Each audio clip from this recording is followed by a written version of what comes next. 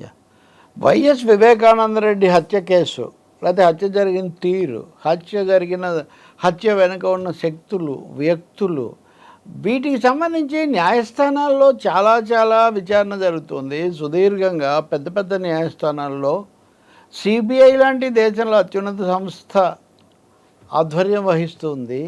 కానీ రాజకీయ రంగంలో కోర్టుల వెలుపల దీని మీద సాగే దుమారం చాలా ఎక్కువగా ఉంది. నిజంగా ఇలాంటి పరిస్థితి ఎప్పుడు ఉండుండదేమో. ఒక హత్య, ఒక ఘటన జరిగిందంటే దాని మీద సంబంధిత కుటుంబ సభ్యులో, మిత్రులో కొంత చెప్పడము, లేదా మళ్ళీ ఏదైనా మార్పు మేజర్ చేంజ్ వచ్చినప్పుడు దాని మీద స్పందించడమో జరుగుతూ ఉంటుంది. కానీ వివేకానంద రెడ్డి హత్య కేసు మాత్రం 5 ఏళ్ల తర్వాత, అది కూడా లేదా ఒక 3 ఏళ్ల కిందట మొదలైంది అనుకున్నాం. అంతకుముందు ఏం లేదు నిజానికి.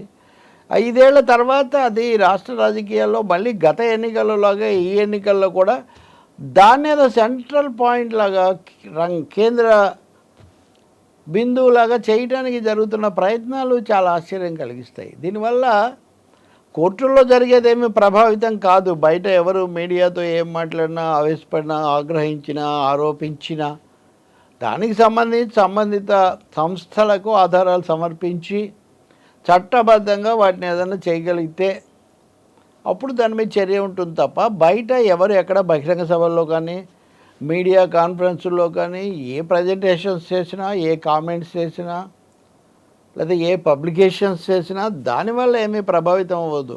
వాటిని పరిగణనలోకి తీసుకోవాల్సింది న్యాయస్థానాలే. సరే, గత 2-3 రోజుల్లో డాక్టర్ సునీత రెడ్డి, వివేకానంద రెడ్డి కుమార్తె, ఆమె చాలా రోజులుగా రంగంలో ఉన్నారు. షర్మిల కడపలో పోటీ చేస్తున్నప్పుడు కాంగ్రెస్ తరఫున ఆమెకు మద్దతుగా ప్రచారం కూడా ఆమె చేస్తున్నారు. మంచిది, ప్రజాస్వామ్య పద్ధతి. కడప సీటు వివేకానంద రెడ్డి ఒకప్పుడు ప్రాతినిధ్యం వహించాడు, రాజశేఖర రెడ్డి ప్రాతినిధ్యం వహించారు, జగన్మోహన్ రెడ్డి ప్రాతినిధ్యం వహించారు, ఇప్పుడు అవినాష్ రెడ్డి. ఈ అవినాష్ రెడ్డే దీని వెనక ఉన్నాడన్నది డాక్టర్ సునీత యొక్క ఆరోపణ, అభియోగం. దానికి ఆధారాలు నా దగ్గర ఉన్నాయని ఆమె భావిస్తారు. వాటిని చెప్తారు. చెప్పడానికి ఆమెకు తప్పకుండా చెప్పే హక్కు ఆమెకు ఉంది. గతంలోనూ హైదరాబాద్లో ఆమె పవర్ పాయింట్ ప్రజెంటేషన్ చేశారు. మొన్న సాయంత్రం ముఖ్యమంత్రి జగన్ మీద దాడి జరిగిన తర్వాత దాని మీద రకరకాల వివాదాలు సాగుతున్నప్పుడు, అంటే ప్రజల దృష్టి అంతా ఆ కేసు చూస్తున్నప్పుడు నిన్న ఉదయం ఆమె మరొకసారి పవర్ పాయింట్ ప్రజెంటేషన్ చేసి కొత్త సాక్ష్యాలు వచ్చాయని బయటపెట్టారు ఆమె కోణంలో. అందులో 1-2 ఫోన్ కాల్స్ అవినాష్ రెడ్డి, తర్వాత అక్కడ ఐ థింక్ దస్తగిరి అనుకుంటా, అప్రూవర్గా మారిన మాజీ డ్రైవర్, అతనికి మధ్యలో జరిగిన సంభాషణలని, లేకపోతే వాళ్ళ ఇంటి దగ్గర నుంచి ఫోన్ చేశాడని, ఇట్లాంటివి బయట పెట్టారు. నేను ఆ సాంకేతిక టెక్నికల్ డీటెయిల్స్లోకి పోను, ఎందుకంటే అవన్నీ ఇటు అడ్వకేట్లో, అటు పోలీసులో, లేకపోతే న్యాయమూర్తిలో చూడాల్సినవి తప్ప మామూలు సామాన్య ప్రజలు వ్యాఖ్యాతలు చేయగలిగింది ఏం లేదు. కానీ ఆమె వాటిని పెట్టారు.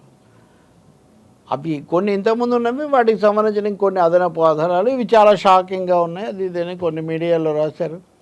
అలాగే సాక్షి మీడియాకు సంబంధించిన విలేకరికి ఆమెకు దాదాపు వాగ్యుద్ధంలాగా జరిగింది ఆ మీడియా కాన్ఫరెన్సు.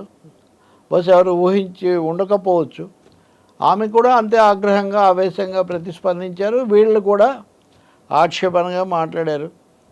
మీరు ఆ వివేకానంద రెడ్డికి గుండెపోటు వచ్చిందని సాక్షిలో చెప్పారని మా పేరే ఎందుకు చెప్తారు, అన్ని మీడియాలు చెప్పాయి కదా అనేది వాళ్ళ ప్రశ్న.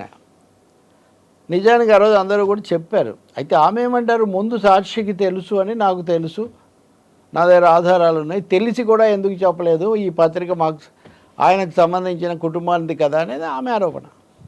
మొత్తానికి ఏమైతేనేమి బాగా హీటెడ్ ఆర్గ్యుమెంట్స్ అంటారే, ఆ పద్ధతిలో జరిగే ఈ క్వశ్చన్, సవాలు, ప్రతి సవాలు, ఇవన్నీ కూడా ఒకటైతే అర్థమవుతుంది అప్పుడు మనకు, ఆమె డాక్టర్ సునీత చాలా ఒత్తిడిలోనూ ఒక విధమైన ఆగ్రహంతోనూ ఆమె ఉన్నారు అనేది అయితే మనకు అర్థమవుతుంది. తండ్రిని హత్యకు గురైన తండ్రికి కుమార్తెగా, స్వయంగా డాక్టర్గా ఆమె ఉండొచ్చు. అలాగే తన వ్యక్తిగత జీవితము, తన అమెరికాలో ఉన్నారా, కడపకు వచ్చారా, ఎందుకు వచ్చారు, రాజకీయమైనటువంటి ఎక్స్పెక్టేషన్స్ ఉన్నాయని చెప్పడం నిజమా కాదా, ఇతరులు చెప్పింది నిజమా కాదా, ఇలాంటి వాటిని కూడా ఆమె డీల్ చేశారు. నేను ఆమె మాట్లాడిన వాటి మీద ఏమీ చేయను, కానీ ఆమె ప్రజెంట్ చేసిన కేసు మటుకు ఇది. అప్పుడు కూడా నేను ఇదివరకు కూడా చెప్పాను, ఆమె చెప్పినా కానీ అది మళ్ళీ న్యాయస్థానం దగ్గరికి వెళ్ళటమే. అవినాష్ రెడ్డి హంతకులకు అండగా ఉన్నాడు. ఒక విధంగా చెప్పాలంటే చేసిన వాళ్ళు, హత్య చేసిన వాళ్ళు, చేయించిన వాళ్ళు, ఈ భాష వాడుతున్నారు కదా. ఈ చేయించిన వాళ్ళలో ఈయన ఉన్నప్పుడు ఈయనను ముఖ్యమంత్రి జగన్ కాపాడుతున్నారు అని, షర్మిల అయితే అన్నయ్య కాపాడుతున్నాడని. అవినాష్ రెడ్డి వర్సెస్ షర్మిల. ఇక్కడ ఆమె అటు కాంగ్రెస్ అభ్యర్థి, ఇటు ఈయన వైఎస్ఆర్సీపీ అభ్యర్థి. కడప సీటు రాజశేఖర రెడ్డి, వివేకానంద రెడ్డి ప్రాతినిధ్యం వహించింది కాబట్టి, జగన్ పులివెందల నుంచి పోటీ చేస్తున్నాడు కాబట్టి ఆ సీట్లో షర్మిలను పోటీ చేయించాలని వివేకానంద రెడ్డి కోరుకున్నందుకు ఆయనని ఇలా చేశారు అన్నది వాళ్ళ ప్రధానమైన అభియోగం. కాదు, ఆయన నా తరఫునే ప్రచారం చేశాడు, అవినాష్ రెడ్డి తరఫునే ప్రచారం చేశాడు, ఆయన విజయం కోసమే పనిచేశాడు అని ఇతను చెప్తాడు. ఆమె కూడా మొదట్లో చెప్పారు, మొదట్లో నేను మీ మాటలు నమ్మి అలా చెప్పాను, తర్వాత నాకు నిజం తెలిసిందనేది ఇద్దరు షర్మిల, సునీత చెప్తున్నటువంటి మాట.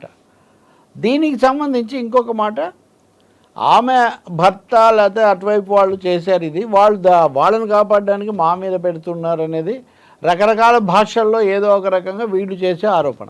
సజ్జల రామకృష్ణారెడ్డి కూడా ఒక సమయంలో చేశారు, వాళ్ళను అనుమానించాల్సింది పోయి ఇటు అనుమానిస్తున్నారు అని. సో ఈ నేపథ్యంలో ఆమె చేశారు. చేసిన తర్వాత ఈరోజు అవినాష్ రెడ్డి మళ్ళీ మీడియా కాన్ఫరెన్స్, ఆయన మళ్ళీ కొన్ని ఆధారాలు చూపిస్తారు. ఇవన్నీ ఎక్కువ భాగం దస్తగిరి అప్రూవర్ చుట్టూ తిరుగుతుంటాయి. అసలు ఒకరిని అప్రూవర్గా ఒక వ్యక్తి జైల్లో ఉండి అప్రూవర్గా మారితే ఇంకా విడుదలయ్యే అవకాశమే ఉండదు. కానీ ఇక్కడ యాంటిసిపేటరీ బెయిల్ ఇప్పించిన తర్వాత, వచ్చిన తర్వాత అప్రూవర్గా మార్చారు. ఇది ఒక పెద్ద వ్యూహం. అంటే శాశ్వతంగా బయటే ఉండి మాట్లాడే అవకాశం కల్పించారు. ఇలా చేశారు కాబట్టి దస్తగిరి ఏ పేర్లైనా మా మీద చెప్పొచ్చు అనేది అవినాష్ రెడ్డి సమర్థన. అవినాష్ రెడ్డి ఇంకా కొన్ని ఆయన వాదనలు ఆయన చేశారు. వివేకానంద రెడ్డి చనిపోయేటప్పుడు ఆ హత్యకు గురై ఇంకా ఆ చివరి దశలో బలవంతంగా రాసిన లేఖ, ఆ లేఖ తెలుసు అని ఒకసారి, తెలియదని ఒకసారి, అలాగే వివేకానంద రెడ్డి తన తరఫున ప్రచారం చేస్తాడని ఒకసారి, చేయలేదని ఇంకోసారి, ఇలా ఆమె చెప్పారు. ఆమె 13 సార్లు సిబిఐకి వాంగ్మూలం ఇచ్చారు. ఆమె అంటే డాక్టర్ సునీత 13 సార్లు వాంగ్మూలం అంటే ఇన్నిసార్లు ఎందుకు మార్చారు? కాబట్టి వాళ్ళు ఏదో ఒక కోణంలో ఒకవైపు నడిపించడానికి ఇదంతా చేస్తున్నారు, వాళ్ళు ఏదో ఒత్తిడిలో ఉన్నారని కూడా అవినాష్ రెడ్డి ఆరోపిస్తాడు. ఇప్పుడు అవినాష్ రెడ్డి నిందితుల్లో ఉన్నాడు, ఆయనకు బెయిల్, ఆయన అరెస్ట్ కూడా చేశారు, లాంఛనంగా చేశారు. నిజానికి అందరూ అడ్డం వచ్చారని ఆ రోజు జరగలేదు. ఆయన బెయిల్ తీసుకొని ముందే యాంటిసిపేటరీ బెయిల్ కూడా తీసుకున్నాడు కాబట్టి బయట ఉన్నాడు. కాబట్టి ఇక్కడ అవినాష్ రెడ్డి ఆల్రెడీ ఇప్పటికే న్యాయస్థానం ముందు ఉన్నారు. న్యాయస్థానం ముందున్న వ్యక్తికి తర్వాత ఏం జరుగుతుంది, ఏం జరగాలనేది, అది కూడా హైకోర్టు, మామూలు న్యాయస్థానం, స్థానిక న్యాయస్థానం కాదు, high court, Telangana high court, Andhra Pradesh high court కూడా కాదు. కాబట్టి నా ఉద్దేశంలో, లేదా నా అంచనా ప్రకారం, తెలంగాణ హైకోర్టు ఏదో ఒక నిర్ణయం చేసే వరకు బయట మాట్లాడేవి వీటన్నిటి మీద ఎంత, వీటి చుట్టూ అటు డాక్టర్ సునీత కానీ, ఇటు ఎంపీ అవినాష్ రెడ్డి కానీ, ఎవరి వాదనలు ఎన్ని చేసినా వాటికి ఏమీ ప్రాక్టికల్ వాల్యూ కానీ లీగల్ వాల్యూ కానీ ఏమీ ఉండదు. ఈ క్రమంలో ఇంకా కొంచెం ప్రజల్లో రకరకాల అభిప్రాయాలు పెరిగి వాళ్ళల్లో కొంత అనాసక్తి కూడా రావచ్చేమో, చెప్పలేం. రెండోది, ఎవరిని నమ్మాలి అనే ఒక అవిశ్వాసం కూడా వాళ్ళలో పెరిగే అవకాశం ఉంది. ఎన్నికల సమయంలో నిజానికి నేరుగా ఓటర్లకు చెప్పే అవకాశం ఉంది, చెప్తున్నారు కూడా. చెప్తున్నప్పుడు రాజకీయంగా చెప్పడం, రాజకీయంగా వ్యక్తిగతంగా వాళ్ళ పాత్ర ఏంటి, ఫలానా అని చెప్పడం అది వేరు. కానీ ఇక్కడ సాక్ష్యాధారాలు, లీగల్ విషయాలు, ముందు వెనక, ఇవన్నీ అన్నవి నేను చూస్తున్న ప్రకారం ఇవి ప్రాపగండా అటెన్షన్కు, ప్రచారానికి ఉపయోగపడినంతగా ప్రయోజనం వీటి వల్ల పెద్దగా ఉండదు. ప్రభావం కూడా కోర్టుల మీద ఉండదు. కోర్టులు తేల్చాల్సి ఉంటుంది. కోర్టులు ఇప్పటికిప్పుడు తేల్చుతాయి. ఎన్నికల సమయంలో ఇంత సున్నితమైన కేసు అనేది కూడా మనం చెప్పలేము. అటు న్యాయస్థానాలు, ఇటు ప్రజా న్యాయస్థానాలు ప్రజల ముందు ఎలాగో నేరుగా అటు షర్మిల డాక్టర్ సునీత మద్దతుతో ఆమె పోటీ చేస్తున్నారు, ఇటు అవినాష్ రెడ్డి పోటీ చేస్తున్నారు. కాబట్టి ఇక్కడ ఇంకా ఇరువైపులా ఉన్నటువంటి కుటుంబంలో విడిపోయినటువంటి 2 శిబిరాలు రంగంలోనే ఉన్నాయి. కాబట్టి మనం ప్రజల తీర్పు ముందుగా వస్తుంది నాకు తెలిసి, తర్వాత కోర్టులు కూడా వాళ్ళ అంచనా వాళ్ళ నిర్ణయం వాళ్ళు చేస్తాయి. దాన్ని అనుసరించడం తప్ప ఇవన్నీ ఇదిగో ఇలాంటి వ్యాఖ్యలకు, చర్చలకు రాజకీయంగా ఏదో కొంత ఆసక్తి పెంచడానికి తప్ప ఫలితం వీటితో ఏమీ ఆధారపడి ఉండదు. వీటిని బట్టి ఎవరు నిర్ధారణకు రాలేరు. నాకు తెలిసి ఇది ఇంకా సమయం తీసుకునేటటువంటి కేసు అని మనం చెప్పవలసి ఉంటుంది. అయితే దస్తగిరి ఇక్కడ ఎన్నికల సంఘాన్ని అడిగారు, అవినాష్ రెడ్డి కూడా ఎన్నికల సంఘాన్ని అడిగారు. పదే పదే ఈ అంశాలు ఇలా చెప్పడం అన్నది కోర్టు ముందున్న అంశం మీద జోక్యంలాగా ఉంది కాబట్టి దీన్ని ఆపాలి అని ఇద్దరు అడుగున్నారు వాళ్ళ పద్ధతుల్లో. మరి ఏం చెప్తుందో ఈ ఎన్నికల సంఘం, ఎలక్షన్ కమిషన్ ఏం చెప్తుందో మనం చూడాలి.